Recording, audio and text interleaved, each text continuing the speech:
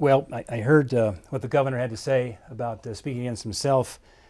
I think as Montana's added up how many times the governor said he wasn't going to run for the U.S. Senate, it wasn't 5 times, it wasn't 10 times, it wasn't 12 times, but 13 times Governor Bullock told the people of Montana, I am not running for the U.S. Senate.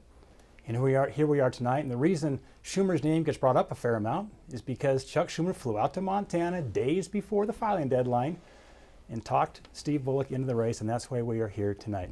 To answer the question about the Supreme Court, I took an oath to defend the Constitution of the United States of America. The Constitution is very clear. Article 2, Section 2, and that is that the President shall nominate for a vacancy in the United States Supreme Court, and the Senate will either confirm or reject that nominee. In 2016, the Senate rejected that nominee. The Senate was controlled by Republicans. Of course, it was Barack Obama made the nomination.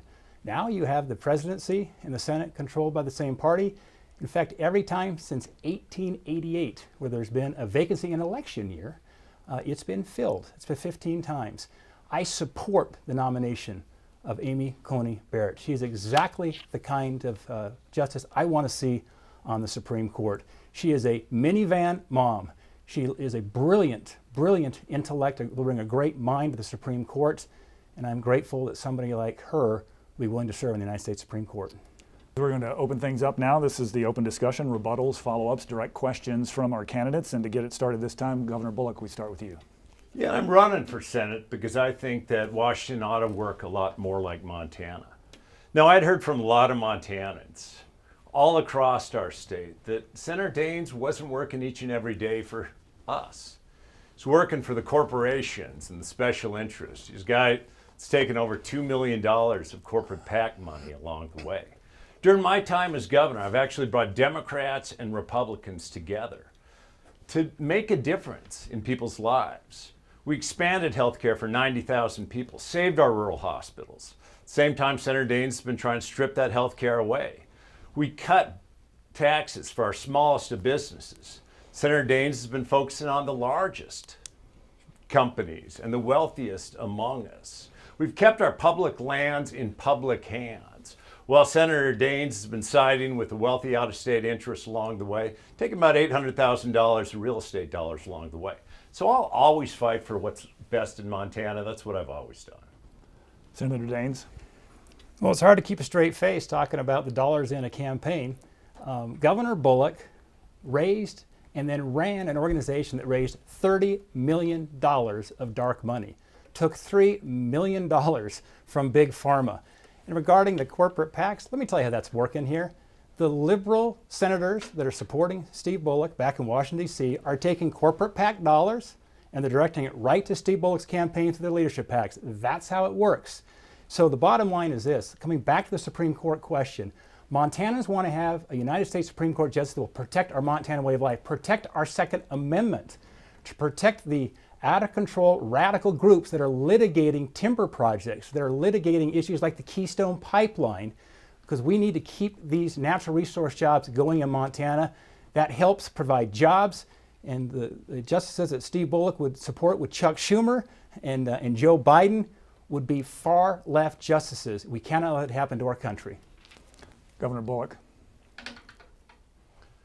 You know, going back to the court and thinking about that day that I stood in front of the justices, really wanting to believe that justice is blind, like every Montanan wants that to be the case. But again, this is Steve Daines against Steve Daines. 4 years ago, he said, let the people decide. Let the people vote before we actually appoint a new justice. 4 years later, he completely changes it.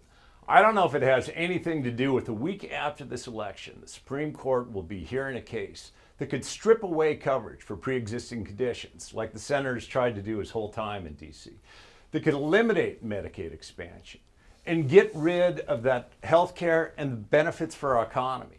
So I do desperately, and I want to hear from Montanans about how to take the politics out of the Supreme Court.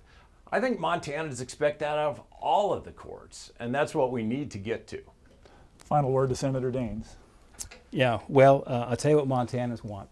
They want to have a Supreme Court justice that will ensure that they uphold the Constitution, that they know their proper role is not to make the laws, but to interpret the laws and make sure they're in accordance with the Constitution. This is one of the biggest decisions and votes a United States Senator makes. I'm grateful that I've stood behind Justice Gorsuch, Justice Kavanaugh, and now I'll be standing behind this amazing nominee, Amy Coney Barrett. We've got to have justices that understand that they can't threaten our way of life here in Montana. Here's what's at stake. Here's what's on the ballot right now. It's the Second Amendment. In fact, it was the front page of the Great Falls Tribune last week that said Justice Ginsburg's vacancy puts the Second Amendment on center stage. For those Montanans that care about the Second Amendment, know that Steve Bullock has an F from the NRA. He called for a ban on semi-automatic guns. The Second Amendment's at stake right now with whoever's put on the United States Supreme Court.